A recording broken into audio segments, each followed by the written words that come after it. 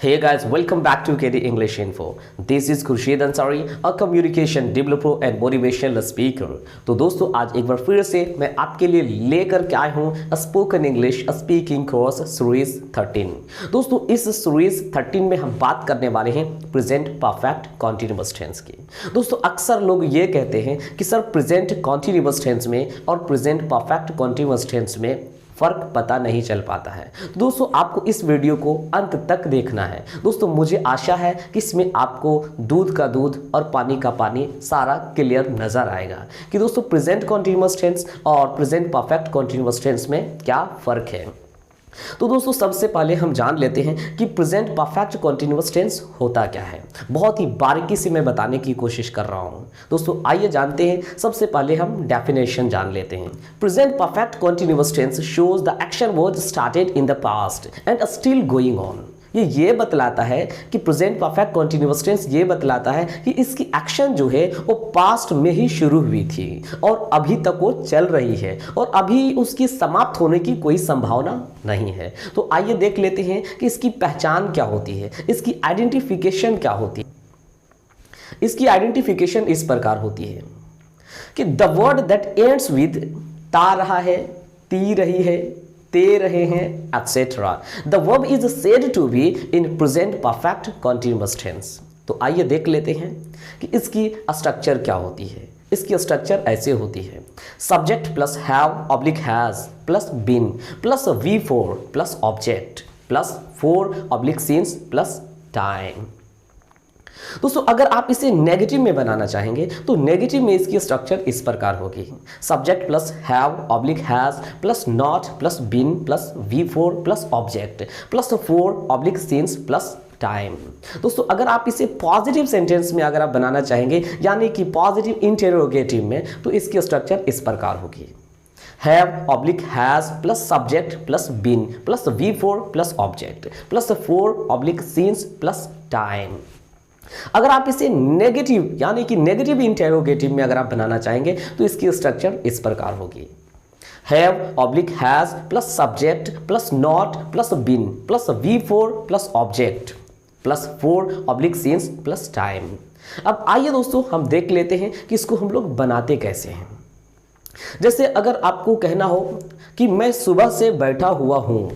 दोस्तों मैं सुबह से बैठा हुआ हूं तो आपको एक बात तो आपको अच्छे ढंग से याद रखना ही होगा कि प्रेजेंट परफेक्ट कॉन्टिन्यूअस टेंस में हम समय का बात करते हैं। दोस्तों एक्शन के साथ समय का बोध होता है। जैसे मैंने क्या कहा कि मैं सुबह से बैठा हुआ हूं तो एक तो मैंने बताया कि मैं बैठा हुआ हूं और दूसरा मैंने क्या बताया कि मैं सुबह से बैठा हुआ हूं। यानी कि एक्शन के साथ साथ आपका टाइम भी जो है अटैच्ड है, ये डिटैच्ड नहीं है, ये अटैच्ड है। ये तो मैं सुबह से बैठा हुआ हूं तो हमारा सेंटेंस होगा I have been sitting since morning.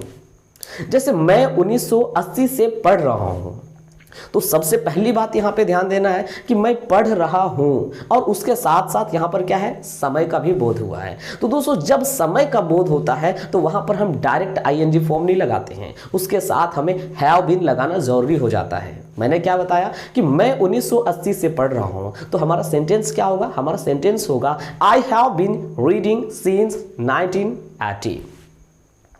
जैसे मैं 2 दिनों से आपका इंतजार कर रहा हूं तो पहला हमारा क्या है कि मैं आपका इंतजार कर रहा हूं यानी कि एक्शन है यहां पर, और दूसरा क्या है, समय उसके साथ जुड़ा हुआ है कि मैं 2 दिन से आपका इंतजार कर रहा हूं। Means I have been waiting for you for 2 days. तो दोस्तों आपने क्या देखा कि यहां एक्शन के साथ समय का बोध हो रहा है। अब आइए देख लेते हैं थोड़ा सा इन दोनों में थोड़ा सा हम डिफरेंसेस देख लेते हैं कि प्रेजेंट कॉन्टिन्यूअस और प्रेजेंट परफेक्ट कॉन्टिन्यूअस टेंस में अंतर क्या है। दोस्तों एक एग्जांपल मैं आपको बता दूं कि मैं खड़ा हूं तो मैं खड़ा हूं तो यहां पर सेंटेंस क्या होगा, यहां पर सेंटेंस होगा आई एम स्टैंडिंग। लेकिन एक आदमी बोला कि मैं खड़ा ही हूं, इससे क्या पता चल रहा है, इससे पता चल रहा है कि मैं लंबे समय से खड़ा हूं। पहला सेंटेंस पे आप गौर करेंगे कि मैं खड़ा हूं, यहां पे सिर्फ एक्शन का ही बोध हुआ है कि मैं खड़ा हूं, तो सिर्फ एक्शन ही लगाएंगे तो हमारा सेंटेंस होगा आई एम स्टैंडिंग। लेकिन इन्होंने बोला क्या कि मैं खड़ा ही हूं, इससे यह पता चला कि यहां पर खड़ा ही नहीं है, लंबे समय से खड़ा है, तो यहां पर जो है हैव बीन का प्रयोग होगा, means I have been standing. जैसे अगर कोई कह दे कि वह आ रहा है, तो वह आ रहा है यहां पे समय का बोध नहीं है, तो यहां पर सेंटेंस होगा ही इज कमिंग। लेकिन अगर इसे कह दिया जाए कि वह आ ही रहा है, इसका मतलब क्या हुआ कि मतलब वो तब भी आ रहा था और अब भी आ रहा है, तो हमारा सेंटेंस होगा ही हैज बीन कमिंग।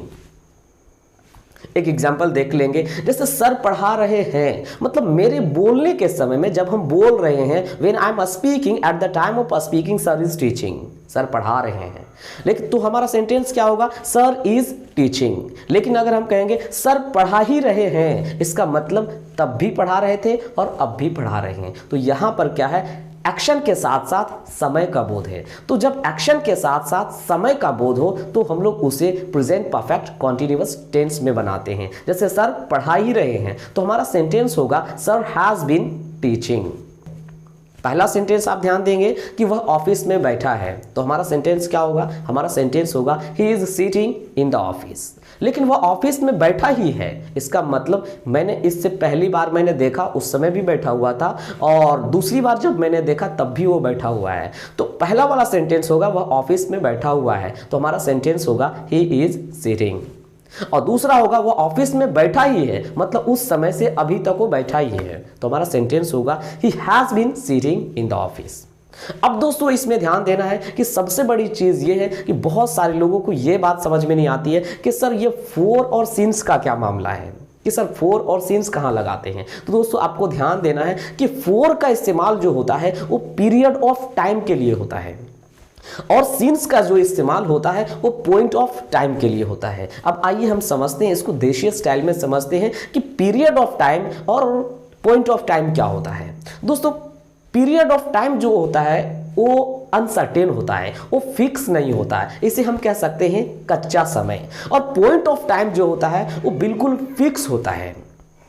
जैसे एक एग्जांपल मैं आपको बता दूं कि अगर हम अमेरिका वाले लोगों को अगर मैं कह दूं कि आपको 90 डिग्री का कोन बनाना है, तो जो अमेरिका वाले लोग 90 डिग्री का कोन बनाएंगे वो हिंदुस्तान वाले लोग बनाएंगे, और जो हिंदुस्तान वाले लोग बनाएंगे वो अमेरिका वाले लोग बनाएंगे, और वही जो है पाकिस्तान वाले लोग बनाएंगे, वही जो है कनाडा वाले लोग बनाएंगे, वही जो है ब्रिटेन वाले बनाएंगे। तो इसमें क्या है, इसमें फर्क देखने को नहीं मिलता है। जो 90 डिग्री का जो कोन है वो बिल्कुल एक जैसा होगा, तो जिसमें एक जैसा है वो क्या, वही है पॉइंट। और पीरियड जो है वो क्या है कि वो आगे पीछे हो सकता है, इसे हम लोग कहते हैं पीरियड ऑफ टाइम। जैसे एक एग्जांपल ध्यान देंगे कि पीरियड ऑफ टाइम क्या होता है।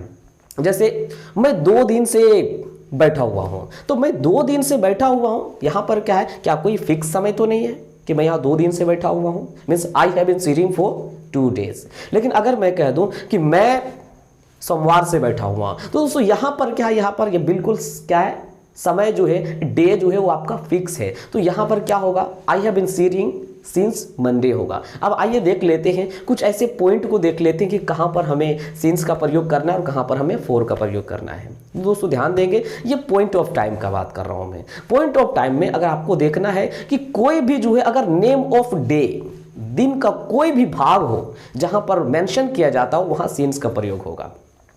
जैसे अगर आप कह दें कि सुबह से, तो यहां पर क्या है, सुबह से, तो यहां पर क्या है, ये पार्ट ऑफ डे है, तो यहां पर क्या होगा, सिंस का प्रयोग होगा। सुबह से सिंस मॉर्निंग, शाम से, तो यहां पर क्या होगा, सिंस इवनिंग।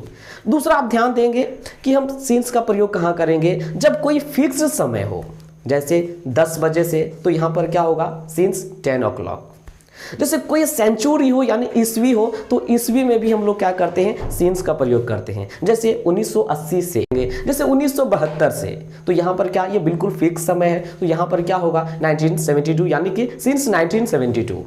अगर आपको कहीं पर दिख जाए कि चाइल्डहुड यानी कि बचपन से, तो बचपन से, तो यहां पर क्या होगा, यहां पर भी सिंस का प्रयोग होगा। तो दोस्तों मुझे आशा है कि आपको प्रेजेंट परफेक्ट कॉन्टिन्यूअस टेंस आपको बहुत ही आसानी के साथ समझ में आ गया होगा। दोस्तों अगर आपको ये वीडियो अच्छा लगा तो हमारे इस चैनल को सब्सक्राइब करना बिल्कुल भी ना भूलें, क्योंकि दोस्तों इस प्रकार का मैं वीडियो आपके लिए लेके आता रहता हूँ। Thank you.